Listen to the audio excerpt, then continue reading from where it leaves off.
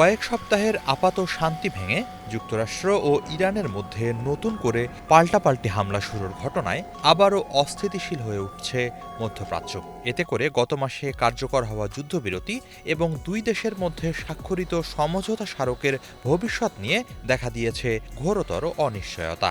বিশ্লেষকরা বলছেন, ভঙ্গুর সমঝোতা চুক্তি মূলত দুই দেশই যুদ্ধের রসদ জোগাড়ে কাজে লাগিয়েছে। উভয় পক্ষই এই সময়টুকুকে নিজেদের কৌশলগত অবস্থান শক্তিশালী করতে ব্যবহার করেছে।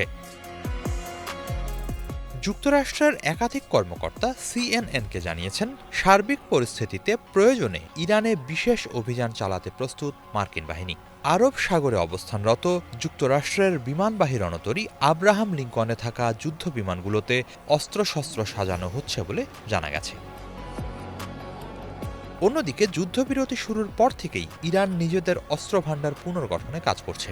একই সাথে ক্ষেপণাস্ত্র, ড্রোন সহ সামরিক সরঞ্জামের উৎপাদনও বাড়িয়েছে তারা। অভ্যন্তরীণ সূত্রগুলো নানা সময়ে এসব কথা জানিয়েছে। পশ্চিমা গোয়েন্দা সূত্রগুলো একই ধারণা পোষণ করছে। এছাড়া এ সময়ে বিপুল তেল রপ্তানি করে আর্থিক ভার লাঘব করেছে তেহরান। আল জাজিরাকে অর্থনীতিবিদ জাভেদ হাসান বলেছেন, যুদ্ধবিরতির সময়কে ওয়াশিংটন ও তেহরান ভিন্ন ভিন্ন উদ্দেশ্যে কাজে লাগিয়েছে।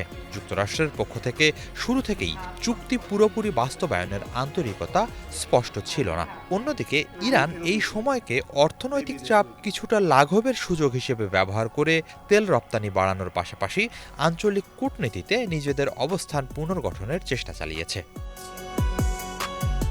মুক্ত উৎস থেকে পাওয়া বিভিন্ন তথ্য বিশ্লেষণ করে জাভেদ হাসানের ধারণা, যুদ্ধবিরতির সময় অতিরিক্ত তেল রপ্তানির মাধ্যমে ইরান 500 থেকে 600 কোটি ডলার সমপরিমাণ রাজস্ব অর্জন করতে সক্ষম হয়েছে। আন্তর্জাতিক নিষেধাজ্ঞার চাপের মধ্যেও তেল বিক্রি দেশটির বৈদেশিক মুদ্রার অন্যতম প্রধান উৎস হিসেবে গুরুত্বপূর্ণ ভূমিকা পালন করছে।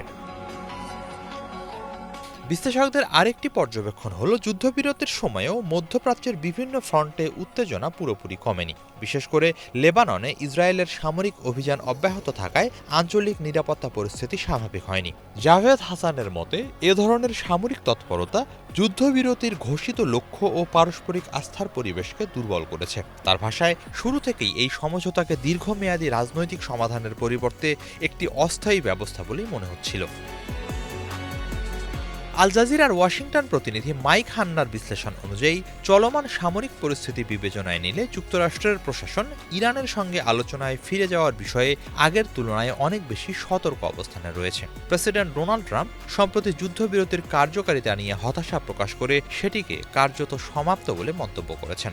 তবে প্রশাসনের ভেতরে এমন মত রয়েছে যে, সংঘাত চললেও কূটনৈতিক যোগাযোগ পুরোপুরি বন্ধ করা উচিত হবে না।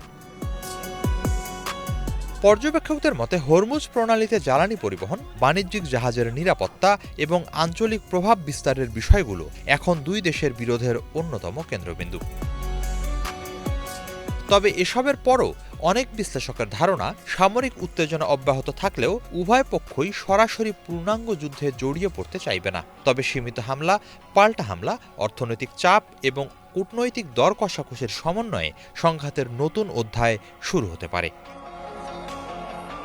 হিজল জুবায়ের, বাংলা ভিশন।